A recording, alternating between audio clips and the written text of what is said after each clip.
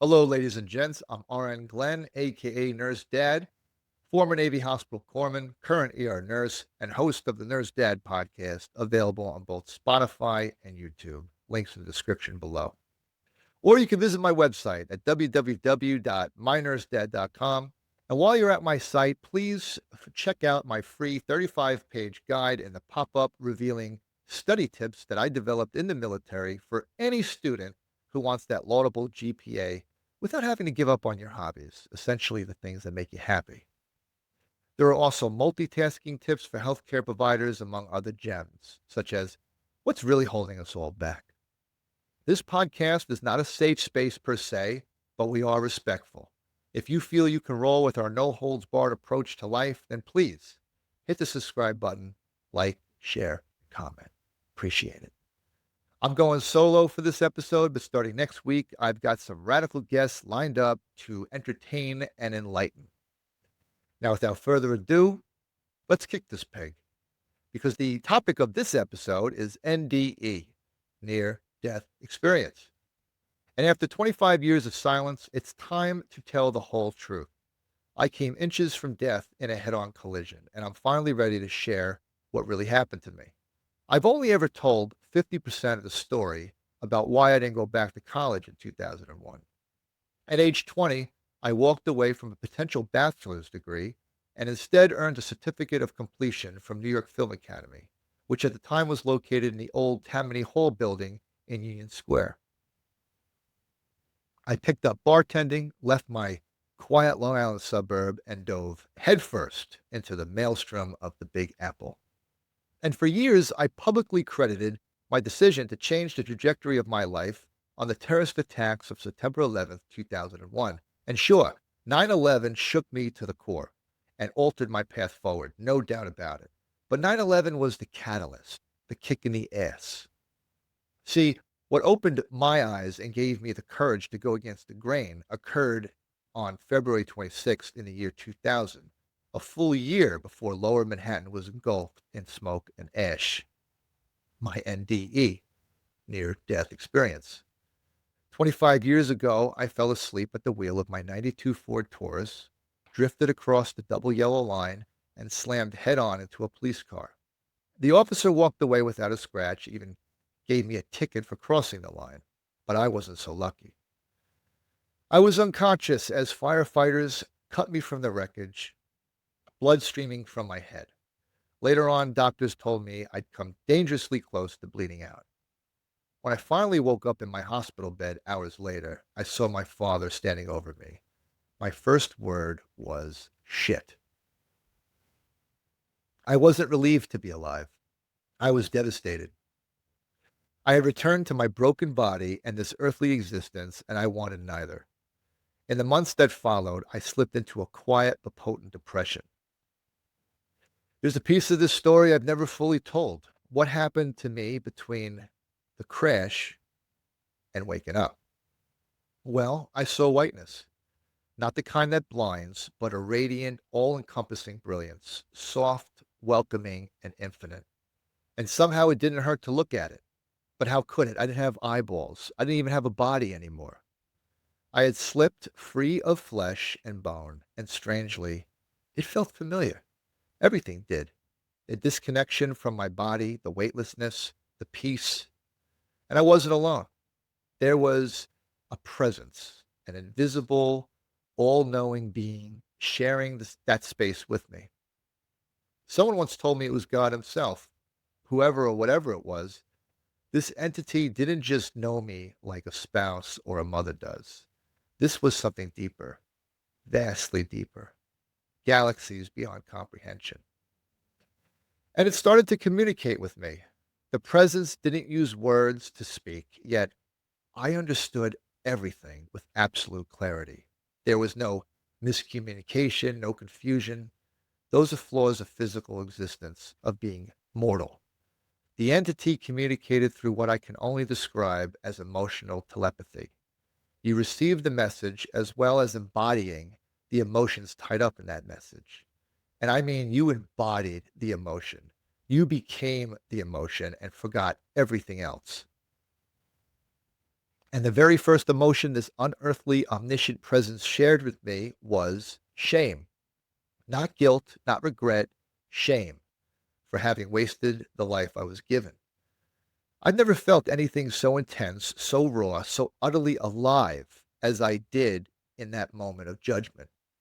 And it wasn't a judgment imposed. It was one I felt from within, illuminated by this being's perfect understanding. Eternal shame doesn't just wash over you, it consumes you. You are the missed opportunity. You are the failure to become what you were meant to be. The shame came from having hurt myself, from squandering my potential, from not fully honoring the gift of my life.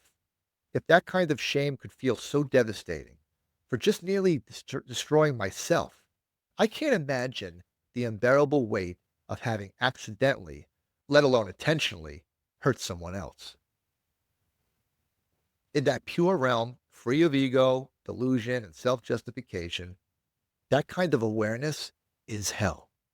In fact, I said recently to a friend, I don't believe any soul is dragged to hell. Based on what I experienced, embodying such shame like that, you'll voluntarily take yourself to hell, no question. Before I go any further, I want to share a thought I've had about the trajectory of our lives. For a long time, I saw life as a straight line with a clear beginning, middle, and end, a timeline, linear. But over the past 25 years, I've found myself deeply drawn to the work of T.S. Eliot, especially his four quartets. In it, he writes, "In my beginning is my end. In my end is my beginning." That idea has stayed with me. And when I found myself in that unearthly realm, it all made sense. It wasn't linear. It felt like I had returned to something both ancient and familiar, like I had reached my beginning through my end. Life isn't a straight path, it's a circle. Think of it like this. If I left New York for Portugal, then made my way to Rome, Jerusalem, Singapore, Tokyo, Maui, Phoenix, and Kansas City, I definitely know that I was moving forward, covering a lot of new ground. But eventually, I'd loop back to where it started. And when I finally hit the New Jersey Turnpike, it would all feel strangely familiar. In that realm, I realized I had come full circle, back to the place where it all began. The tragedy and the source of shame was I'd skipped everything in the middle. And with it, the lessons I was meant to learn and the people whose lives I was meant to touch. And the shame that God forced me to embody haunts me to this day. And then within that realm, everything changed.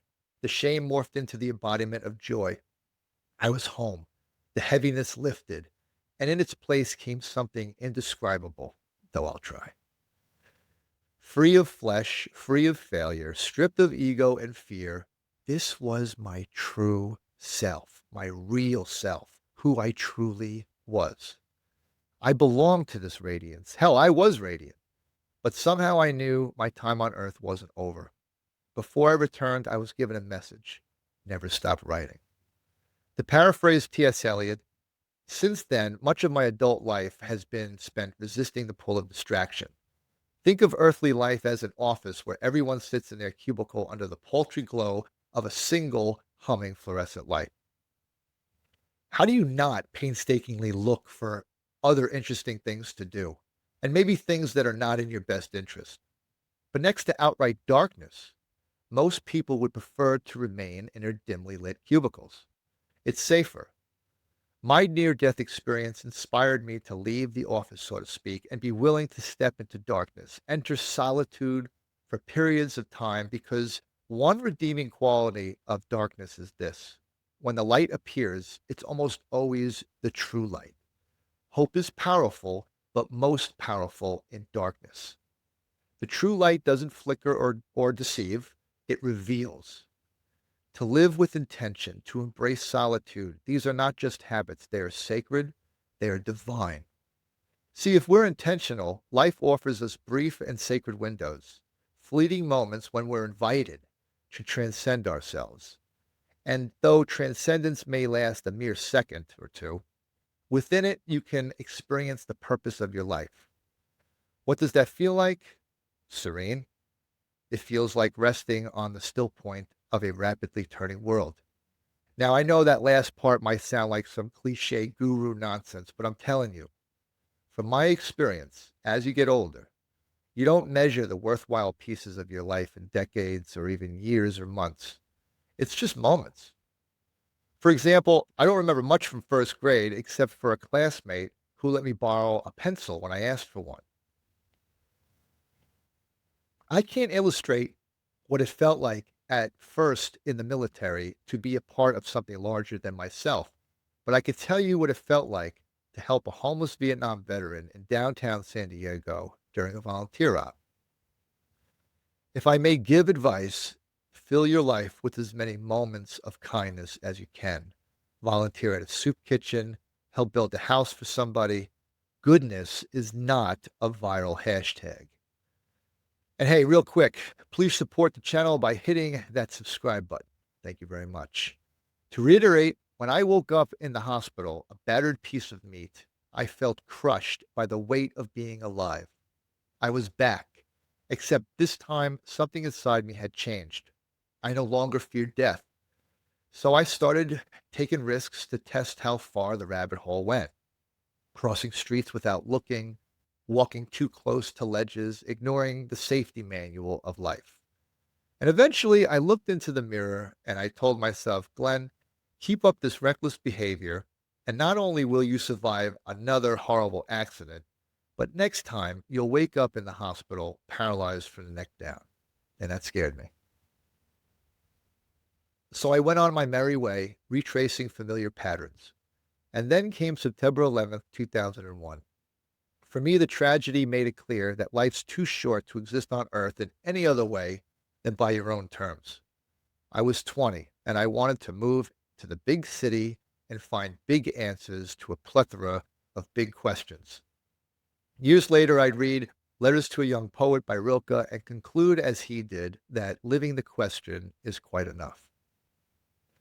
In 2025, my father-in-law offered a Christian perspective on my near-death experience that added to my interpretation, which, to be honest, I found most refreshing. He said by sending me back to my life on earth, God had shown me grace. What is grace? Hebrews say it's God's free gift of life and goodness, rooted in an endearing love for humanity, love without end, generosity without regard to merit. In the brilliant whiteness, that entity sent me back, but it sent me back having been touched by eternal love and generosity. And on top of that gift was the gift of now existing on earth with every atom of my being enriched and without having to ask, what happens when you die? Am I alone? Romans 12:2. Don't copy the behavior and customs of this world, but let God transform you into a new person by changing the way you think. Now, look, I'm still an atheist agnostic, which basically means I don't know what's out there. Sure, I was given a pretty hefty dose of insight, but I'm no preacher. Quite frankly, I'm still figuring it out. I'm not making this episode to answer questions. I'm making this episode to seek answers.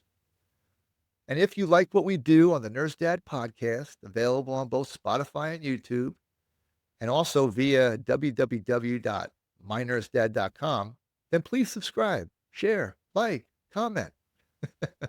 Now, if I was full of fecal matter, I'd say because God wants you to, but sadly, I know God doesn't care if you subscribe to me. All right, folks, that's all I got for now. Drop a comment if you can. I'd love to hear your thoughts. My name is RN Glenn, aka Nurse Dad, husband and father. And like most of you, I'm just trying to keep my chin above water and make sense of this topsy-turvy world. Please follow me on Instagram at nurse.dad and stay hungry. I screwed up my last line. Let me try that again. I always end my videos like this. Stay hungry, be humble, Nurse Dad out.